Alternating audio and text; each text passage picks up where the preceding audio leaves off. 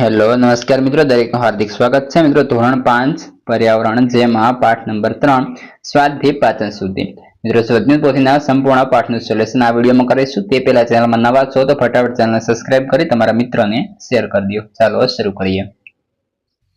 જોઈએ જેમાં પહેલો છે, નીચે આપેલા ખાદ્ય પદાર્થોના ચિત્રો અને તેના સ્વાદનું નામ લખો. તો મિત્રો જે આદુ છે તો તે સ્વાદે તીખા હશે. ત્યારબાદ આગળ શેરડી તો ગળ્યો. ત્યારબાદ જે ટામેટા તો થોડો ખાટો થશે. ત્યારબાદ મિત્રો મીઠું તો ખારો. હળદર, તુરો, કારેલા તો કડવો. ત્યારબાદ પ્રશ્ન 2, આપેલ સ્વાદ કયા પદાર્થોમાંથી મળે છે તેના નામ લખો. તો ખાટો તો લીંબુ, આંબલી અને નારંગીમાંથી. ગળ્યો તો શેરડી, ખાંડ અને ગોળમાંથી.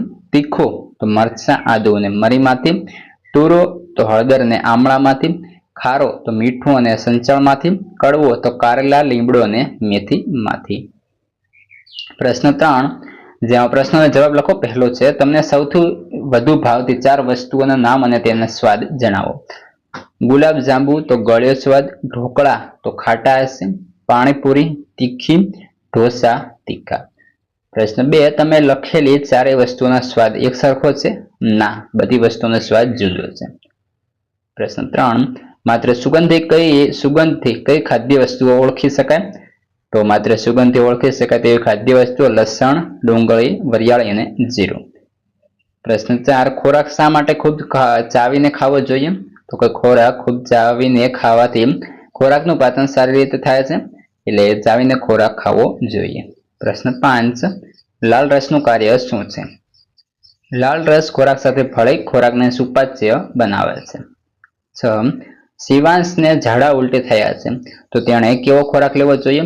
શિવાંશે પ્રવાહી ખોરાક વધારે પ્રમાણમાં લેવો જોઈએ. પ્રશ્ન 7, જેનિલ ક્રિકેટ રમતી વખતે ગ્લુકોઝ લે છે તે આવું કેમ કરે છે? તો કે ગ્લુકોઝ લેવાથી શરીરને તુરંત જ એનર્જી મળે છે, એટલા માટે જેનિલ ક્રિકેટ રમતી વખતે ગ્લુકોઝ લે છે. પ્રશ્ન 8, જરૂર કરતાં વધારે ખોરાક લેવાથી શું થાય? તો જરૂરત કરતાં વધારે ખોરાક લેવાથી શરીરમાં તેનું પાચન થતું નથી અને આપણે બીમાર પડીએ છીએ. પ્રશ્ન 4, આપેલા વર્તન યોગ્ય છે કે અયોગ્ય? પહેલું, નીમા ભણવાની સાથે સાથે રમતને પણ ખૂબ મહત્વ આપે છે, તો યોગ્ય. પ્રાંશુને ઘરે બનાવેલું ભોજન ભાવતું નથી, અયોગ્ય. સોહાના ટીવી જોતા જોતા ભોજન કરે છે, અયોગ્ય. રુસ્તમ તેના ખોરાકમાં લીલા શાકભાજીનો નિયમિતપણે સમાવેશ કરે છે, તો યોગ્ય. શાળાના શિક્ષક બાળકોને પ્રાથમિક સારવાર પેટી એટલે કે ફર્સ્ટ એડ બોક્સની નિયમિત સમજ આપે છે, યોગ્ય. શાળાના કેટલાક બાળકો મધ્યાહન ભોજન જમતી વખતે ટામેટા, ડુંગળી થાળીની બહાર કાઢી બાજુમાં મૂકી દે છે, અયોગ્ય. ખુશ જમતા પહેલા નિયમિત સાબુથી હાથ ધોવે છે, યોગ્ય. કેટલા વિદ્યાર્થીઓ ચાવ્યા વિના ઝડપથી ખોરાક લે છે, અયોગ્ય. પ્રશ્ન 5, સ્વાસ્થ્ય માટે ફાયદાકારક અને હાનિકારક. તો ફાયદાકારકની અંદર ખીચડી, રોટલો, લીલા શાકભાજી, દાળ ભાત, ફળો, સૂકો મેવો, દૂધ, શીરો, ભાખરી, મૂઠિયા, ઢોકળા, સુખડી. જ્યારે હાનિકારક તો પાણીપુરી, પિઝા, બર્ગર, ઠંડા પીણા, ચોકલેટ, વાસી રોટલી, દાબેલી, વેફર, વડાપાઉં, કેક અને પાઉં. પ્રશ્ન 6, આપણા શરીરમાં ખોરાકના પાચનની શરૂઆત ક્યાંથી થાય છે? તો આપણો ઓપ્શન સી બનશે, એટલે કે મોંથી. ત્યારબાદ આગળનો વિકલ્પ છે, નીચેનામાંથી સ્વાસ્થ્ય માટે હાનિકારક જૂથ કયું છે? તો બ્રેડ, પાઉં અને કેક. 3, ભૂખ લાગે ત્યારે શું થાય છે? તો માથું દુખે છે, ગુસ્સો પણ આવે છે અને થાક પણ લાગે છે. આપણો ઓપ્શન ડી સાચો બનશે. ત્યારબાદ આગળ 4, જોયા કે ચાખ્યા વગર ફક્ત સુગંધથી ઓળખી શકાય તેવો પદાર્થ? તો મિત્રો વરિયાળી. પ્રશ્ન 5, નીચેનામાંથી કઈ તીખા સ્વાદનું જૂથ નથી? તો આવશે મરચું, કાળા મરી અને લવિંગ.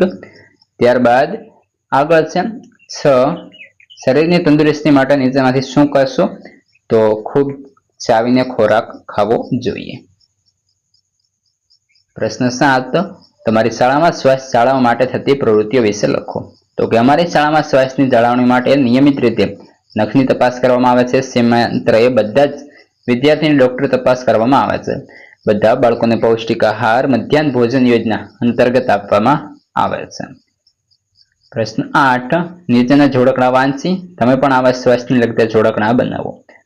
તો જોડકણો દાબેલી પાવભાજી છોડો, તાજા ફળો ખાઓ, બહારનો ખોરાક ખાઈને સ્વાસ્થ્ય ના બગાડો, ઘરની બનાવટને આપો સ્થાન, સ્વાસ્થ્યમાં રહો અવ્વલ રહે સ્થાન. મિત્રો આ હતું સંપૂર્ણ સોલ્યુશન. હવે આગળના પાઠનું અને અન્ય વિષયનું સોલ્યુશન જેની સંપૂર્ણ લિંક આ વિડીયો ડિસ્ક્રિપ્શનમાં મળી જશે. આ વિડીયો તમારા મિત્રોને અત્યારે જ શેર કરી દો.